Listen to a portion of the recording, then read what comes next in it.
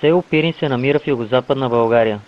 През средновековието то е било индустриален център в региона, а по-късно арена на сблъсъци по време на Илинденско-Преображенското въстание. Днес Пирин е планинско селце, застаряващо и рушащо се с хода на времето.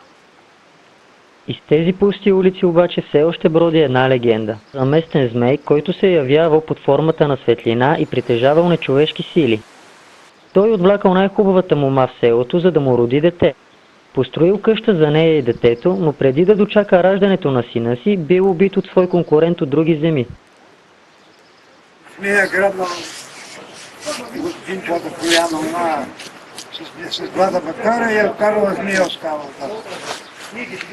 И тия са терали и след 10 месеца са намерили там в глупката, къде ми люди малко дете, песнята. Къде ми люди малко дете, да? Когато се родил Гинчо, змейовия син, той имал на гърба си закърнели криле. Гинчо пораснал и отмъстил за баща си, като на свой ред убил натрапника. Идва външен елемент, убива член от общността и малко след това имаме отмъщението, което идва от страна на сина. Така че тези образи могат да бъдат интерпретирани изцяло към човешкия аспект, тъй като надали подобни митологични създания като змея могат да имат този морален кодекс, който да извежда, съответно да експлицира отмъщението като начин за избавяне. Митологичните създания, без значение дали те имат негативни или положителни характеристики, все пак части от тяхното поведение не се свързват с поведението на човек. Татяната баба родила едно детенце с лица. Змея. Змея, нали? Това са богови работи. Змея, като ти влезе в къщата, той слънце грее.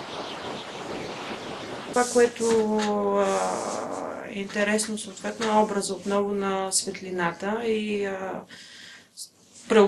преобразяването на светлината в пещерата. От една страна имаме положителния образ, от друга страна имаме пещерата като символ, като метафора, да речем, за несъзнаваното.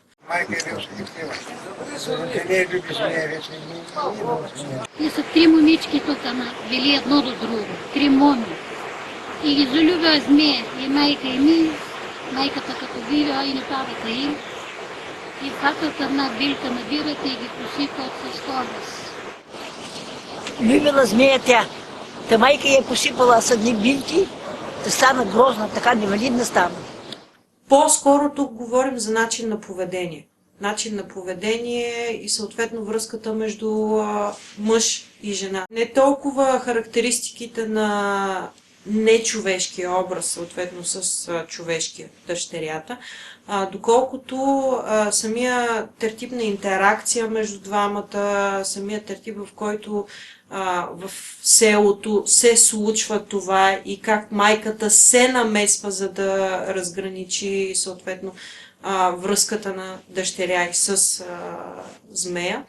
За разлика от интерпретацията на други легенди, които са свързани отново с образа на змей, на ламя, на дракон, винаги имаме в опозиция мъжкия образ, съответно една патриархалност в контекста на обществото. Докато в конкретния случай с тази легенда имаме по-скоро образа на майката като въплъщение на силна опозиция по отношение на противопоставяне на съответно на змея.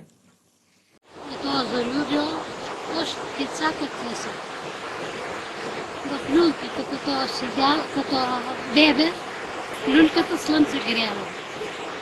Змея любил в една къща една мома, едно детенце, още дете го залюбил.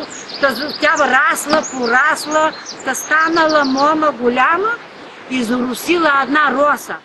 Съответно в случая змея има интенция единствено и само да вземе девойката и да извърши даден сексуален акт с нея. Т.е. той няма интенция да убива в селото местните жители, няма интенция да ограбва. Напротив, целта на змея е девойката, в случая девойките.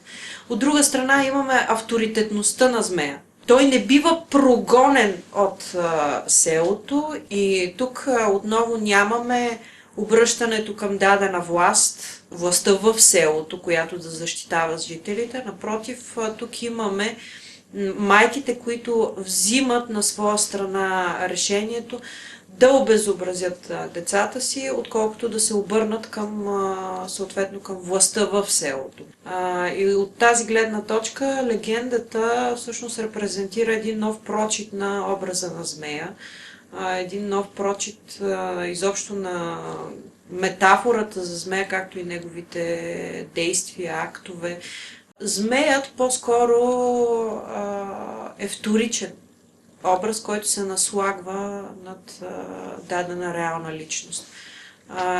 И дали ще бъде змей, дракон, ламя, в случая ще имаме отново една иновативна интерпретация на този образ в контекста обаче на една общност и на отношенията вътре, взаимоотношенията в тази общност, които са човешки взаимоотношения, а съответно в случая змеят се явява по-скоро метафора за поведението на конкретна личност в социума.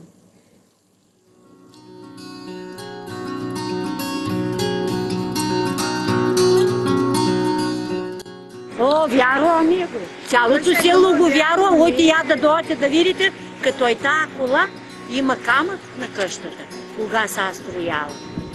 Ага. Вярваме. Всичките вярват в село. Всичките.